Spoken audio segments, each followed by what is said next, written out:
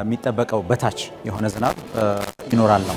ያ ደግሞ እንግዲህ የድርቅን አመላካሽ ነው የሚሆነው። ድርቅ ይሆናል ባንልም የድርቅ አመላካሽ ነው ወይ ደግሞ ድርቅ የመሆን እድሉ በጣም ሰፊ ነው። የኢራን ህግ አውጪዎችና የፓርላማ አባላት የአሜሪካውን ፕሬዝዳንት ዶናልድ ትራምፕን የእስራኤሉን ጠቅላይ ሚኒስተር ቤንያሚን ኔታንያሁንና ሌላ አንድ ከፍተኛ የአሜሪካ ጦር አዛዥን ለሚገድል ማንኛውም አካል እጅግ ከፍተኛ የሆነ የገንዘብ ሽልማት የሚያቀርብ አዲስ ረቂቅ ህግ በማዘጋጀት ላይ መሆናቸው ተዘግቧል። በዚህ ሳምንት መጀመሪያ ላይ በጥቁር ባህር የተከሰተውና የቻይና ንብረት የሆነችውን KSL ዲያንግ የተባለችውን የጭነት መርከብ በሩሲያ ድሮን የመምታት ክስተት በሞስኮና በቤጂንግ መካከል ያለውን ግንኙነት ብቻም ሳይሆን አጠቃላይ የዓለምን ኃይል አሰላለፍ ወደ አዲስ ምዕራፍ ሊያሻግር የሚችል አስደንጋጭ ክስተት ሆኖ ተመዝግቧል። አንደኛ ክብደት ያላቸውን ነገሮች ማንሳት፣ ሁለተኛ ጤናማ ያልሆነ አቀማመጥ፣ ሶስተኛ በስራ ወይም በሌላ ምክንያት ለረጅም ሰዓት መቆም፣ አራተኛ ያረጁ ፍራሾች ላይ መተኛት፣ አምስተኛ የቫይታሚን ዲ ማነስ፣ ስድስተኛ የዲስክ መንሸራተት ዋነኞቹ። ሰላም ጤና ይስጥልን ውድ ሀገሬ ቴሌቪዥን ተመልካቾቻችን፣ ሀገሬ ዜና ጀምሯል። የተለያዩ የሀገር ውስጥና ዓለም አቀፍ መረጃዎችን ይዘን ቀርበናል። ከዜናዎቹ ጋር ዳግም ተገኝ ነኝ። በመጀመሪያም ቀዳሚ ወዳልናቸው መረጃዎች አለፍን። በአፍሪካ ቀንድ ሀገራት ውስጥ በሚገኙ አንዳንድ አካባቢዎች ከመደበኛ በታች የሆነ የክረምት ዝናብ እንደሚኖር ተነግሯል። ይህ የዝናብ መጠን ድርቅ እንዲከሰት ሊያደርግ እንደሚችል የተነገረ ሲሆን ሀገራቱም የቅድመ ጥንቃቄ ስራዎች እንዲያጠናክሩ ማሳሰቢያ ተሰጥቷል። ሱባሎ ጋሻው 73ኛው የአፍሪካ ቀንድ ሀገራት የአየር ጠባይ ምልከታ ፎረም በአዲስ አበባ ተካሂዷል። በዚህ ፎረም ከቀንዱ አባል ሀገራት የተውጣጡ የተለያዩ ባለድርሻ አካላት ተሳታፊ ሆነዋል። የቀንዱን የክረምት ወቅት የአየር ጠባይ ሁኔታ አስመልክቶ ኢጋድ ትንበያውን ይፋ አድርጓል። በዚሁ ትንበያ መሰረት እንደ ኢትዮጵያ፣ ደቡብ ሱዳን እንዲሁም ሶማሊያ ባሉ ሀገራት ከመደበኛ በታች የሆነ የዝናብ መጠን እንደሚጠበቅ ተነግሯል። ምስራቅ አፍሪካ ላይ ከሚጠበቀው በታች የሆነ ዝናብ ይኖራል ነው። ያ ደግሞ እንግዲህ የድርቅን አመላካሽ ነው የሚሆነው። ድርቅ ይሆናል ባንልም የድርቅ አመላካሽ ነው ወይ ደግሞ ድርቅ የመሆን እድሉ በጣም ሰፊ ነው። በዋናነት ማዕከላዊና ሰሜን ኢትዮጵያ፣ በአብዛኛው ደቡብ ሱዳን፣ ከፊል ሱዳን፣ በአብዛኛው ዩጋንዳና ከፊል ኬንያ ላይ ድርቅ ይኖራል የሚል ነው ትንበያው የሚያሳየው። መደበኛና ከመደበኛ በታች ሆነ ማለት ዝናብ የለም ማለት አይደለም። በአሁኑ ወቅት ግን በእነዚህ አካባቢዎች ላይ የበልጉ ዝናብ በአወጣጥ ነገር ዘግይቶ የሚወጣበትና የረጅም ጊዜ አብቃይ አካባቢዎችም ስለሆኑ የክረምቱን ዝናብም ፌቨር የማድረግ ፖዚቲቭሊ ግብአት እንዲኖሩ አስተዋጽኦ ያደርጋል ማለት ነው። የሆነ ሆኖ ግን በሰሜን ምስራቅ የሀገራችን አካባቢዎች መደበኛና ከመደበኛ በታች የሆነ የዝናብ ሁኔታ ይኖራቸዋል ማለት ነው። የዝናብ መዋዠቆች፣ ደረቅ ሰሞናቶች የመበራከት ሁኔታዎች ሊስተዋሉ ይችላሉ ማለት ነው። በመጪው የክረምት ወቅት ከመደበኛ በታች ዝናብ መጠን በሚያገኙ የአፍሪካ ቀንድ አባል ሀገራት ከፍተኛ ጥንቃቄ ሊደረግ እንደሚገባ ተነግሯል። ድርቅ ሊከሰትበት የሚችል እድል ቢኖርም ድርቅን ግን አስቀድሞ መከላከል እንደሚቻልም በፎረሙ ተሳታፊ የሆኑ የተለያዩ ባለድርሻ አካላት ተነግረዋል። ኢትዮጵያ እንዲሁም ሌሎች ሀገራት ያላቸውን የውሃ እንዲሁም የእርጥበት መጠን በአግባቡ በመጠቀም ሊከሰት የሚችለውን ድርቅ አስቀድመው እንዲከላከሉም ጥሪ ቀርቧል። ድርቅ ተጋላጭ አካባቢዎች በዋናነት ማድረግ ያለባቸው ውሃና በተለይ የእንስሳት መኖ ላይ ያተኮሩ ስራዎች መሰራት አለባቸው። ውሃ ዝናብ ባይዘንብ ለምሳሌ ተለዋጭ ወይ ደግሞ ኦልተርናቲቭ ዋተር ሶርስስ ከየት ነው የሚገኙት፣ ከምስራቅ ነው ከየት ነው የሚያገኙት የሚሉትን አይ ቲንክ ታሳቢ አድርገው ዝግጅት ማድረግ አለባቸው ነው። አንዳንድ አካባቢዎች ለምሳሌ ቆላማ አካባቢዎች ብዙ ጊዜ ውሃ ትሬክ ነው የሚደረግላቸው፣ በውሃ ቦቴዎች ውሃ እንዲሰጣቸው ነው የሚደረገው።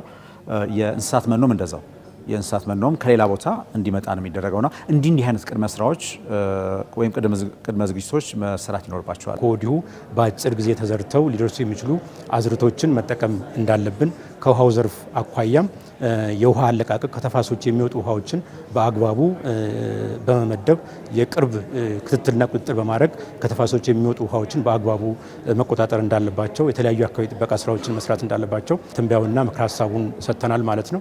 እንግዲህ ኤሊኖ ሆነ ማለት በዘንድሮ ክረምት ድርቅ ይከሰታል ማለት አይደለም። ኤሊኖ ሆነ ማለት ተጽዕኖ ወዲያውኑ ይመጣል ማለት አይደለም። ተጽዕኖ የሚታወቀው ከ3 እስከ 6 ወር ባሉት ወራት ውስጥ ነው ማለት ነው። አርብቶ አደሮች አሉ፣ ከፊል አርብቶ አደሮች አሉ፣ እንዲሁም ደግሞ አርሶ አደሮች አሉ። በተለይ ይሄ ስሞል ስኬል ፋርመርስ ምንላቸው አሉ። እነዚህ ሁሉ ይሄን ታሳቢ አድርገው የሚጠበቀው ወቅት ወይም የሚጠበቀው ዝናብ ከሚጠበቀው በታች እንደሆነ አውቀው ቅድመ ዝግጅቶችን ማድረግ አለባቸው ነው። በአብዛኛው ማህበረሰቡ ልምድ አለው፣ ሰፊ ልምድ አለው። ይሄን መረጃ ብቻ ሊያገኝ ነው የሚገባው። ትብብር ለኢትዮጵያ አንድነት ፓርቲ በወቅታዊ ሁኔታዎች ዙሪያ መግለጫ ሰጥቷል። ፓርቲው በመግለጫው በአንዳንድ አካባቢዎች ምርጫ ማካሄድ የማያስችሉ የጸጥታ ችግሮች መኖራቸውን ገልጸዋል። ደምሶች ፈራው ተጨማሪ አለው። ትብብር ለኢትዮጵያ አንድነት ፓርቲ የድምፅ መስጫው ቀን የተቃረበውን 8ኛው አገር አቀፍ ምርጫ አስመልክቶ ለመገናኛ ብዙሃን ጋዜጣዊ መግለጫ ሰጥቷል። በመግለጫው ከተነሱት ሐሳቦች መካከል አንዱ በተለያዩ አካባቢዎች ያሉ የጸጥታና የደህንነት ችግሮች ናቸው። ትብብር ለኢትዮጵያ አንድነት ፓርቲን ጨምሮ የተለያዩ የፖለቲካ ፓርቲዎች ተሳትፈውበት በምርጫ ቦርድ አማካኝነት በኢትዮጵያ የተለያዩ አካባቢዎች ምርጫውን ለማካሄድ አስቻይ የሆኑ የጸጥታ ሁኔታዎችን አስመልክቶ ጥናት ሲካሄድ መቆየቱን የገለጸው ፓርቲው በደቡብና በቤንሻንጉል ጉሙዝ ክልሎች የተካሄደውን የዳሰሳ ጥናት መሬት ላይ ያለውን እውነት የሚያሳይ ነው በማለት ፓርቲው ተቀብሎታል። ይሁን እንጂ በአማራና ኦሮሚያ ክልሎች ያለውን ወቅታዊ ሁኔታ አስመልክቶ በጥናቱ የቀረበው ሪፖርት ግን መሬት ላይ ካለው እውነታ ጋር የማይጣጣምና የተዛባ ነው ሲል ውድቅ ማድረጉን አስታውቋል። በጸጥታ ስጋትና በምርጫ አስቻይነት ላይ ወደ ክልሎች በመንቀሳቀስ በተደረገ የዳሰሳ ጥናት በደቡብና በቤንሻንጉል የተንቀሳቀሰው ፓርቲዎችን ጨምሮ ከተለያዩ ባለድርሻ አካላት የተውጣጣ ቡድን የተሻለና መሬት ላይ ካለው እውነታ ጋር የተቀራረበ ሪፖርት ያቀረበ ሲሆን በአንጻሩ በአማራና ኦሮሚያ ክልሎች የተንቀሳቀሰው ቡድን 97% በላይ አስቻይ ሁኔታ አለ በሚል የተዛባና አሳሳች ሪፖርት አቅርቧል። በትብብራችን ግምገማ አማራ ክልል ሙሉ በሙሉ ወይም በጣት የሚቆጠሩ ከተሞች ካልሆነ ለምርጫ አስቻይነት ሁኔታ የለም። በኦሮሚያ ክልል ከፊሉ ወይም ከዋና ዋና ከተሞች ወጣ ብለው ባሉ አካባቢዎች ፍጹም አስቻይ ሁኔታ እንደሌለ እንረዳለን። በሌላ በኩል ደግሞ ቀደም ሲል አሁን የትብብሩ አካል በሆነ ፓርቲ አማካኝነት ሚያዝያ 30 ቀን ሊደረግ ታቅዶ የነበረውን ሰላማዊ ሰልፍ በተመለከተ ትብብሩ ማብራሪያ ሰጥቷል። ሰልፉ በመጀመሪያ በአንድ አባል ፓርቲ የተጠራ ቢሆንም ጉዳዩን ወደ ትብብሩ በማምጣትና በጋራና በተቀናጀ መልኩ ለማከናወን ስምምነት ላይ መደረሱን ገልጸዋል። አክለውም ሰላማዊ ሰልፉ እንዳልቀረ በመግለጽ የተወሰኑ የጊዜ ማስተካከያዎች ማድረግ አስፈላጊ ሆኖ በመገኘቱ ምክንያት እስካሁን ሳይካሄድ መቆየቱን አስታውቀዋል። ትብብሩ በቀጣይም በጋራ የሚያከናውናቸውን የሰላማዊ የትግል አማራጮች ተጠናክረው እንደሚቀጥሉና ሰልፉ የሚካሄድበት ትክክለኛ ቀንም በቅርቡ ይፋ እንደሚደረግ አስታውቀዋል። የሰላማዊ ሰልፍ ጉዳይ እንግዲህ ሚያዝያ 30 ሰላማዊ ሰልፍ እንደምናደርግ ከትብብሩ አባል ፓርቲዎች አንዱ ተናግሮ ነበረ። ነገር ግን ወደ ትብብሩ ማምጣት ስላስፈለገና በጋራ ማድረግ ስላስፈለገ ወዲያው ባወጣው መግለጫ ላይ እንደ ትብብር ሰላማዊ ሰልፉን እናደርጋለን። ነገር ግን ያንን ስናደርግ ታይም አጀስትመንቶች ማድረግ አስፈልገዋል። ነገር ግን ሰልፉ የቀረ አይደለም። ከዚህ በኋላ በጋራ የምናደርጋቸውም የሰላማዊ ትግል አማራጮች እንደተጠበቁ መሆናቸውን በመግለጽ መግለጫ አውጥተናል። ስለዚህ አሁንም ያለን መረዳት እኛም እየሄድንበት ያለው እቅድ ያ ነው። ትብብር ለኢትዮጵያ አንድነት ፓርቲ በዛሬው ዕለት ባካሄደው ጋዜጣዊ መግለጫ ላይ የሕግ የበላይነት በአባላቶች እና በመራጮች ላይ የሚደርሱ ጫናዎች ከምርጫ ቦርድ አሰራር እንዲሁም ሌሎች የተለያዩ ጉዳዮች ጋር የተያያዙ ሀሳቦች ተነስተዋል። ኢራን ፕሬዝዳንት ዶናልድ ትራምፕን ጠቅላይ ሚኒስትር ቤንያሚን ኔታንያሁና የአሜሪካ ጦር አዛዥ ላይ እርምጃ ለሚወስድ አካል 50 ሚሊዮን ዩሮ ለመሸለም የሚያስችል ረቂቅ እያዘጋጀች መሆኗ ተሰምተዋል። የሌላ ሀገር መሪዎችን ለመግደል በአንድ ሉዓላዊ ሀገር ፓርላማ በጀት መመደብና ሕግ ማውጣት ዓለምን ወደ አዲስ የውጥረት ምዕራፍ ሊያስገባት እንደሚችል ተንታኞች እያስጠነቀቁ ይገኛሉ። ተጨማሪ ያለን በአሜሪካና በኢራን መካከል እየተደረገ ያለውን ጦርነት ተከትሎ በመካከለኛው ምስራቅ ያለው ውጥረት አሁንም እንደቀጠለ ይገኛል። ከዚህ አውዳሚ ጦርነት ጋር በተያያዘ በዓለም አቀፍ ደረጃ ከፍተኛ ትኩረት ከሚስቡ ጉዳዮች መካከል አንዱ የሆነው የሆርሙዝ የባህር ወሽመጥ የትራፊክ እንቅስቃሴ ባለፈው ሳምንት መጠነኛ ጭማሪ አሳይቷል። በመካከለኛው ምስራቅ ግጭቱ ከጀመረበት ጊዜ አንስቶ እጅግ ዝቅተኛ ወደነበረበት የጦርነት ጊዜ የትራፊክ ፍሰት ወርዶ የነበረ ቢሆንም አሁን ላይ ግን ወደ መደበኛ አማካይ እንቅስቃሴው እየተመለሰ መሆኑን መረጃዎች ያመላክታሉ። ሆኖም ግን የኢራን ሕግ አውጪዎችና የፓርላማ አባላት የአሜሪካውን ፕሬዝዳንት ዶናልድ ትራምፕን፣ የእስራኤሉን ጠቅላይ ሚኒስተር ቤንያሚን ኔታንያሁንና ሌላ አንድ ከፍተኛ የአሜሪካ ጦር አዛዥን ለሚገድል ማንኛውም አካል እጅግ ከፍተኛ የሆነ የገንዘብ ሽልማት የሚያቀርብ አዲስ ረቂቅ ሕግ በማዘጋጀት ላይ መሆናቸው ተዘግቧል። ይህ እርምጃ የተወሰደው ባለፈው የካቲት ወር መጨረሻ የኢራኑን ከፍተኛ መንፈሳዊና የፖለቲካ መሪ አያቶላ አያቶላህ አሊ ሐሚኒን የገደለውን መጠነ ሰፊ ጥቃት ተከትሎ ያጸፋ ምላሽ ለመስጠት ታስቦ ነው። የዚህ ረቂቅ ህግ ዝግጅት በሀገሪቱ መካከል ያለውን ከፍተኛ ውጥረት ወደ አዲስና እጅግ አደገኛ ምዕራፍ እንደሚያሸጋግረውም ተጠቁሟል። የእንግሊዙ ታዋቂ የዜና አውታር ቴሌግራፍ ይፋ እንዳደረገው ዘገባ ከሆነም የኢራን ብሔራዊ ደህንነት ኮሚሽን ሊቀመንበር የሆኑት ኢብራሂም አዚዚ የሀገሪቱ ፓርላማ የእስላማዊ ሪፐብሊኩ ወታደራዊና የጸጥታ ኃይሎች አጸፋ እርምጃ የተሰኘ አዲስ ረቂቅ ህግ እያዘጋጀ መሆኑን በይፋ አረጋግጠዋል። ይህ ረቂቅ ህግ ከጸደቀ ዶናልድ ትራምፕን ለሚገድል ማንኛውም ግለሰብ ወይም ቡድን 50 ሚሊዮን ዩሮ የገንዘብ ሽልማት መስጠትን በህግ ደረጃ በይፋ የሚያጸድቅና የሚደነግግ ይሆናል። በአንድ ሉዓላዊ ሀገር ፓርላማ ውስጥ የሌላ ሀገር መሪን ለመግደል በይፋ በጀት መመደብና ህግ ማውጣት በዓለም አቀፍ የፖለቲካ መድረክ እጅግ ያልተለመደና አሳሳቢ ክስተት መሆኑን የፖለቲካ ተንታኞች ይገልጻሉ።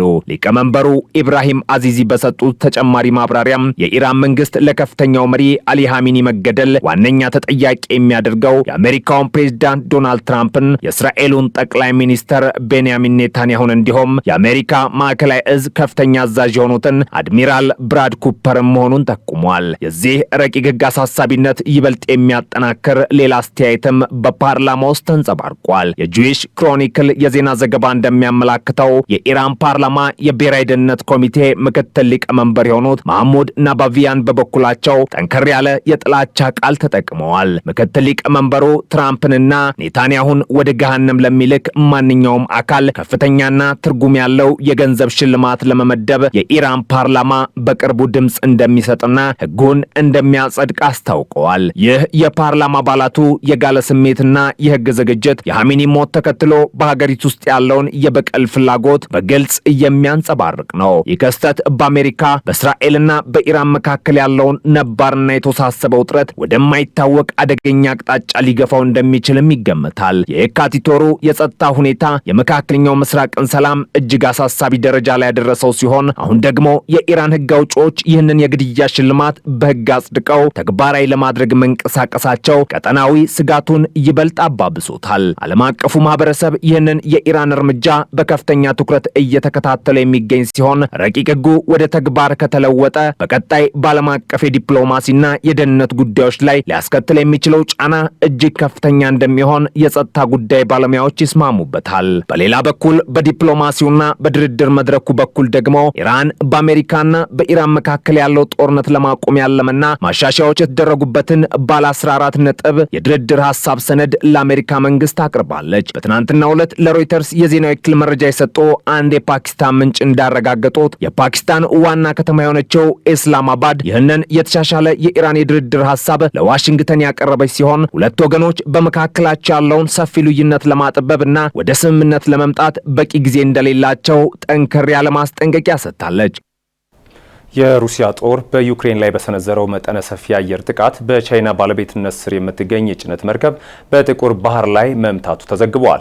ጥቃቱ የተፈጸመው የሩሲያው ፕሬዝዳንት ቭላዲሚር ፑቲን ከቻይናው አቻቸው ሺጂንፒንግ ጋር ለመገናኘት ወደ ቤጂንግ ከማቅናታቸው አንድ ቀን ቀደም ብሎ መሆኑ አነጋጋሪ ሆኗል። ሚኪያስ ኃይሌ በዚህ ሳምንት መጀመሪያ ላይ በጥቁር ባህር የተከስተውና የቻይና ንብረት የሆነችውን KSL ዲያንግ የተባለችውን የጭነት መርከብ በሩሲያ ድሮ የመምታት ክስተት በሞስኮና በቤጂንግ መካከል ያለውን ግንኙነት ብቻም ሳይሆን አጠቃላይ የዓለምን ኃይል አሰላለፍ ወደ አዲስ ምዕራፍ ሊያሻግር የሚችል አስደንጋጭ ክስተት ሆኖ ተመዝግበዋል። ይህ ጥቃት የተፈጸመው የሩሲያው ፕሬዝዳንት ቭላዲሚር ፑቲን ወደ ቤጂንግ አቅንተው ከቻይና አቻቸው ሺጂንፒንግ ጋር ለመገናኘት ጥቂት ሰዓት ብቻ በቀሩበት ወቅት መሆኑ ድርጊቱን ይበልጥ ሚስጥራዊና አነጋጋሪም ሆኗል። የሩሲያ ጦር በዩክሬን ላይ ከፈተው እጅግ መጠነ ሰፊ አየር ጥቃት በአንድ ሌሊት ብቻ 524 አጥፊ ድሮኖችንና 22 ሚሳኤሎችን ወደ ተለያዩ የዩክሬን ግዛቶች አስወንጭፈዋል። በዚህም በጣም ጠንካራ ጥቃት ተብለው ከተመዘገቡ አጥፊ ጥቃቶች መካከል አንዱ መሆኑ ተመዝግበዋል። ይህ ጥቃት የቻይና መርከብ የጥቃቱ አንድ አካል ልትሆንም አድርጓል። በኦዴሳ ወደ ባህር አቅራቢያ የነበረችውና የቻይና ባለቤትነት ያለባት በማርሻል አይላንድ ሰንደቅ ዓላማ ስር የምትጓዘው መርከብ በጥይትና በእሳት ነበልባል ስትለበለብ ማድራለች። ዩክሬን ይህንን ክስተት ለዓለም ይፋ ስታደርግም ሩሲያ የምትመታውን መርከብ የማን እንደሆነ አታውቅ ቀርታ አይደለም የሚል ጽኑ እምነት እንዳላት ማስታወቃለች። ፕሬዚዳንት ቮሎዲሚር ዜሌንስኪ በሰጡት መግለጫ ሩሲያ በባህር ላይ ያለውን እንቅስቃሴ ሁሉ በራዳርና በስለላ የምትከታተልበት በዚህ ዘመን የቅርብ ወዳጇን መርከብ መምታቷ ወይ እጅግ የከፋ ወታደራዊ ስርዓት አልበኝነት አለዚያም ደግሞ ሆን ተብሎ የተላከ የተሸሸገ መልእክት ሊሆን እንደሚችልም ጠቁመዋል። ምንም እንኳን የቻይናን ሰራተኞች ባሉበት በዚህ መርከብ ላይ የሰው ሕይወት ባያልፍም የመርከቡ አካል በከፊል መቃጠሉና በጥቁር ጭስ መሸፈኑን በፑቲንና በሺጂንፒንግ መካከል የማይናወጥ ተብሎ የሚጠራው ግንኙነት ላይም ጥቁር ነጥብ መጣሉ እየተገለጸ ይገኛል። ይህ ክስተት በቤጂንግ በኩል የሚሰጠው ምላሽ እየተጠበቀም ነው። ቻይና እስካሁን ድረስ በሩሲያና በዩክሬን ጦርነት ውስጥ ራሷን እንደ ገለልተኛ ወገን ብታቀርብም በተግባር ግን ለሞስኮ የምታደርገው ኢኮኖሚያዊና ዲፕሎማሲያዊ ድጋፍ የምዕራባውያንን ቁጣ ቀስቅሶም ቆይተዋል። አሁን ግን የገዛ ንብረቷ በወዳጇ ሩሲያ ድሮ መመታቱ ሺጂንፒንግ ለፑቲን የሚሰጡትን ድጋፍ እንዲያጤኑት የሚያስገድድ ነው ሲል አልጀዚራ ዘግቧል። የፋይናንሻል ታይምስ ዘገባ እንደሚያመለክተው ሺጂንፒንግ ከቀናት በፊት ከአሜሪካው ፕሬዚዳንት ዶናልድ ትራምፕ ጋር ባደረጉት ሚስጥራዊ ውይይትም ፑቲን ይህንን ጦርነት በመጀመራቸው በመጨረሻ ሊጸጸቱ ይችላሉ የሚል አስገራሚ አስተያየት ሰንዝረዋል። ይህ አባባል ቻይና በሩሲያ ያላትን እምነት እየተሸረሸረ መምጣቱንና ጦርነቱ በቻይና ንግድ ፍላጎት ላይ ያደረሰ ያለውን ጫና ያሳሰባት መሆኑን በግልጽ ያሳያልን ብለዋል። በተለይም በባህር ላይ የሚደረግ ንግድ እንቅስቃሴ በሩሲያ ጥቃት ሲስተጓጎል ቤጂንግ ዝም ብላ ላትመለከት እንደምትችል እየተገለጸም ይገኛል። ፑቲን ወደ ቤጂንግ የሚያደርጉት ጉዞ ዋና ዓላማም የሩሲያን ኢኮኖሚ ከምዕራባውያን ማዕቀብ ለመታደግና የሳይቤሪያ ኃይል 2 የተባለውን ግዙፍ የነዳጅ ቧንቧ መስመር ፕሮጀክት ለማፋጠን መሆኑ ተነግሯል። ሆኖም ቻይና በዚህ ድርድር ላይ የበላይነትን እንደያዘች እየተነገረም ይገኛል።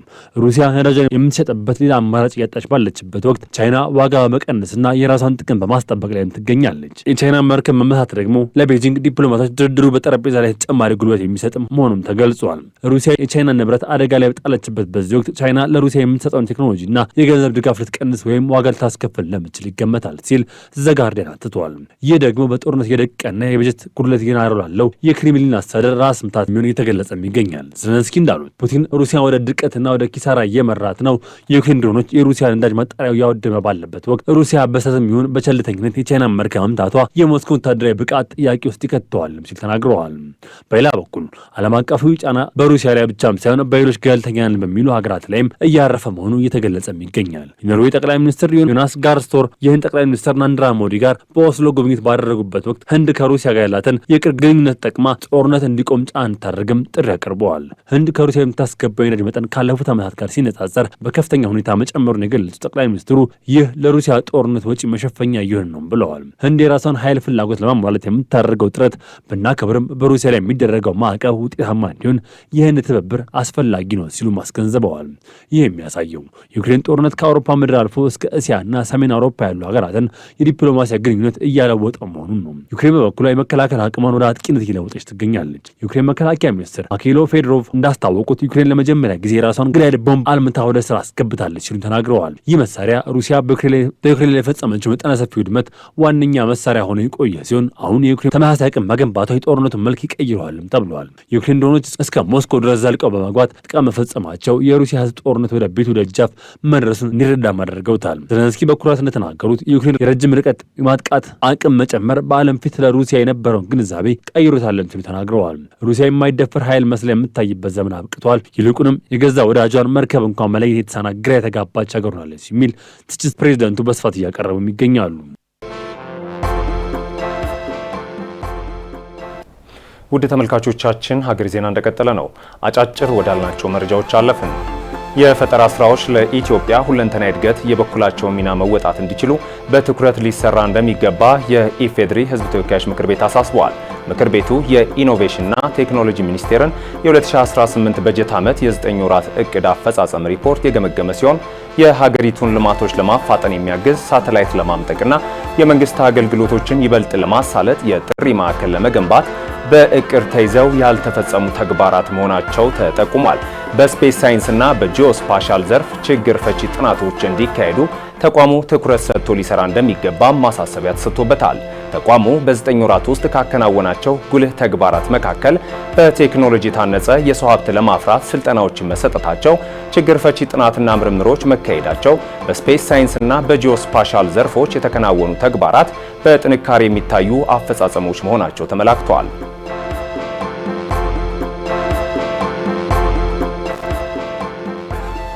የጥጥ ልማት ዘርፉ ትኩረት ሳይሰጠው በመቆየቱ ኢትዮጵያ ማግኘት የነበረባትን ኢኮኖሚያዊ ጥቅም ሳታገኝ መቅረቷን ግብርና ሚኒስቴር ገልጿል።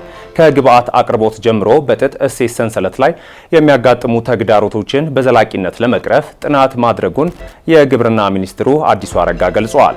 የምርምር ማዕከላትን በተለይም የወረር ግብርና ምርምር ማዕከልን በማጠናከር ጥራታቸው የተረጋገጠ የጥጥ ምርት ዘሮችን በማውጣትና ተደራሽ በማድረግ ምርታማነትን ማሳደግ ያስፈልጋል ያሉት ሚኒስትሩ ጥጥ አብቃይ በሆኑ አካባቢዎች ላይ እውቀት ላይ የተመሰረተ የኤክስቴንሽን ስርዓት ለመስጠትም በትኩረት እንሰራለን ብለዋል። የግብርና ሚኒስቴር በጥጥ ልማት እሴት ሰንሰለት ላይ የሚስተዋሉ ችግሮችን በዘላቂነት ለመቅረፍ እንዲሁም ምርታማነትን ለማሳደግ በተጠናው ጥናት ላይ ከሚመለከታቸው ባለድርሻ አካላት ጋር ውይይት ማድረጉን በማህበራዊ ትስስር ገጹ አስፍረዋል።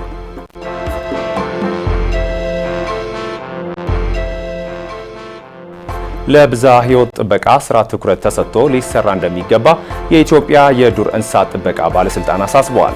ባለስልጣኑ ባዮዴቭ 2030 የተሰኘና በብዝሃ ሕይወት ጥበቃ የሴክተሮች ቅንጅታዊ ተሳትፎ ላይ ያተኮረ ፕሮጀክቶችን ማጠናቀቁን ገልጿል። ፕሮጀክቱ በጥናቱ የተለያዩ የብዝሃ ሕይወት ስጋቶች በጥበቃ ቦታዎች ላይ የሚያደርሱትን ተጽዕኖ በመለየትና ተጽዕኖውን ለመቀነስ እንዲያግዝ ቅንጅታዊ አሰራርን ማጎልበት በሚቻልባቸው ሂደቶች ዙሪያ ዘርፈ ብዙ ስራዎችን በአጋርነት ሲሰራ መቆየቱ ተገልጿል።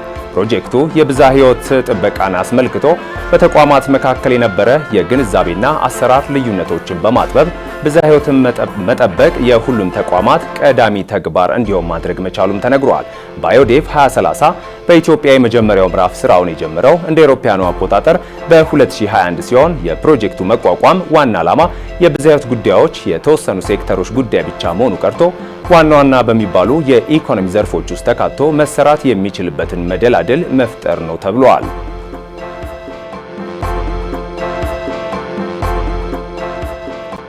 ዓለም አቀፉ የወንጀለኞች ፍርድ ቤት በሊቢያ ሰብአዊ መብት ጥሰቶችን ፈጽመዋል በተባለው የቀድሞው የእስር ቤት አዛዥ መሐመድ አሊ ኤል ሂሽሪ ላይ የመጀመሪያ የቅድመ ችሎት ሂደት መጀመሩ ተገለጸ።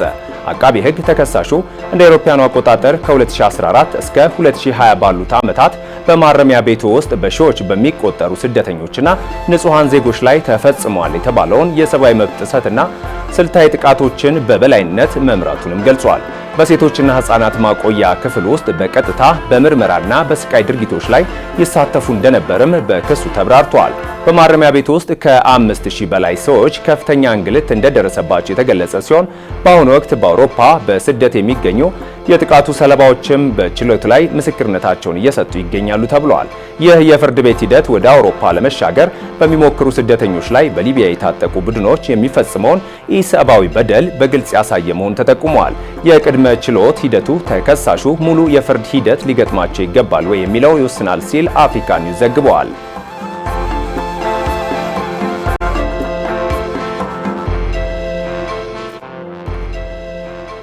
የኔቶ ተዋጊ ጀት አቅጣጫውን የሳተ የዩክሬን ድሮንን በኢስቶኒያ የአየር ክልል ውስጥ መጥቶ መጣሉ ተነግሯል። በኢስቶኒያ የአየር ክልል ውስጥ የታየን ድሮን የኔቶ የባልቲክ የአየር ክልል ጥበቃ ተዋጊ ጀቶች መጥቶ መጣላቸው የተዘገበ ሲሆን ድሮኑ የተመታው በደቡባዊ ኢስቶኒያ በሚገኝ አንድ ሐይቅ ላይ መሆኑም ታውቋል። የኢስቶኒያ የመከላከያ ሚኒስቴር ለሀገሪቱ የዜና ድረገጾች በሰጡት መግለጫም ድርጊቱን አረጋግጠዋል። እንደ ሚኒስትሩ ገለጻ ድሮኑ በሰሜን ምዕራብ ሩሲያ የሚገኙ ኢላማዎችን ለመምታት የተላከ የዩክሬን ንብረት ሳይሆን አይቀርም ሲል ዘ ጋርዲያን ዘግቧል። ሆኖም የድሮኑ የቴክኖሎጂ ስርዓት በመረበሹ ምክንያት አቅጣጫውን ስቶ ወደ ኢስቶኒያ ክልል እንደገባም ተነግሯል።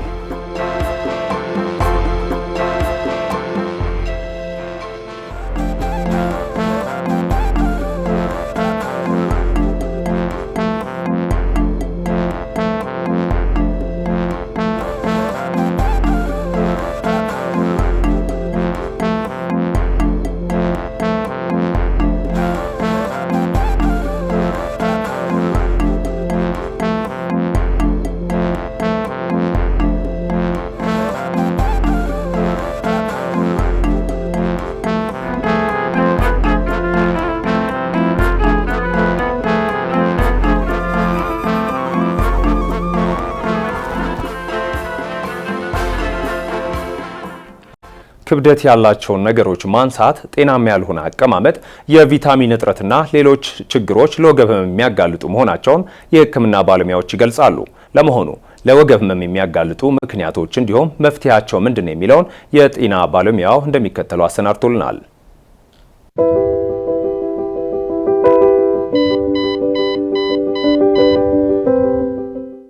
ሰላም፣ በወገብ ህመም እየተሰቃዩ ነው?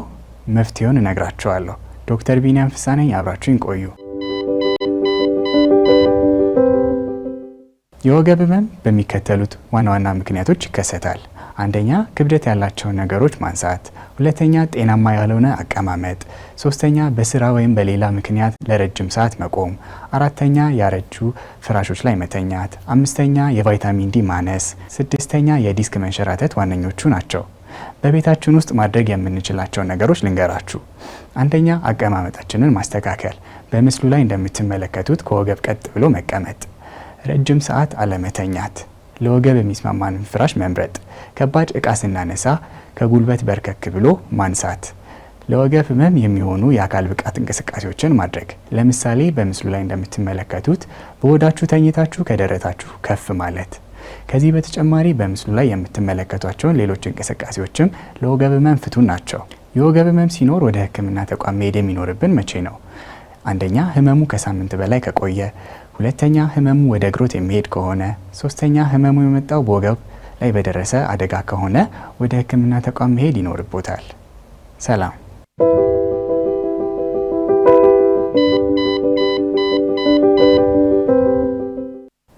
የኤሌክትሪክ መኪኖች እንደ ሰው ጭንቅላት አላቸው የሚያስብላቸው አንድ ቴክኖሎጂ አላቸው። ይህ ቴክኖሎጂ ሁሉም መኪኖች ላይ ይገኛል። ስለዚህ ቴክኖሎጂ የአውቶሞቲቭ ባለሙያው እንዲህ አዘጋጅቶልናል።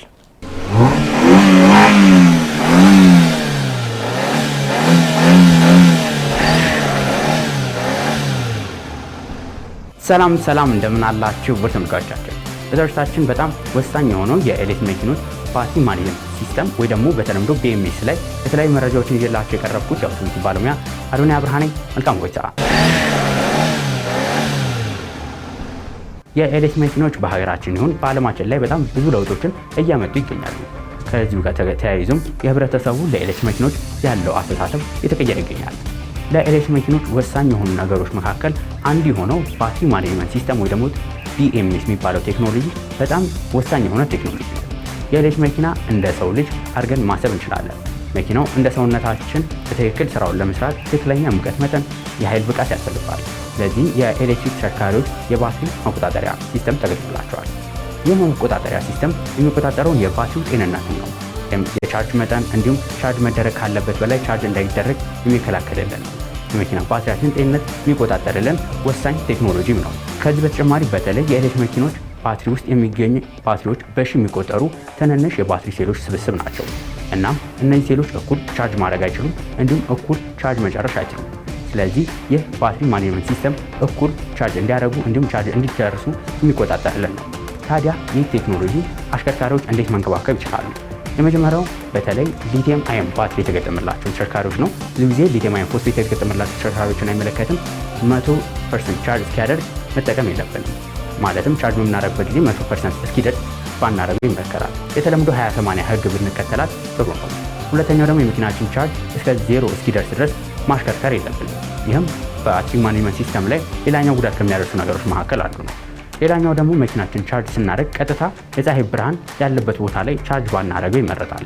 ይህ ምክንያቱም መኪናችን በቀጥታ ፀሐይ ባለበት ቦታ ቻርጅ የምናደርግ ከሆነ የባትሪ ጤንነቱ ላይ ሙቀት ችግር ሊያስከትልብን ይችላል። ሌላኛው ደግሞ በተቻለ መጠን ፋስት ቻርጀር አለመጠቀም ነው።